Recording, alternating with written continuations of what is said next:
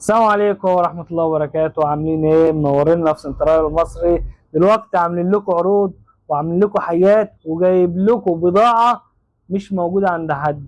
حاجات بقى اللي الفيديو اللي قبل ده اللي نزل وقلت لكم توقعوا ايه المفاجأة اللي هعملها لكم في سنترال المصري. دلوقتي المفاجأة جايب لكم أجهزة كسر زيرو. عايزك تصلي على النبي كده وتقول بسم الله ما شاء الله على جميع الأجهزة ديت. الأجهزة دي كسر زيرو. تمام، زي ما انتم شايفين كده يا أبطال. احنا جايب لكم أجهزة حلويات، شوية حلويات بمعنى الكلمة. ده لسه ده دول نبذة بس، نبذة. يعني في حاجات تانية بقى ما تتوقعهاش.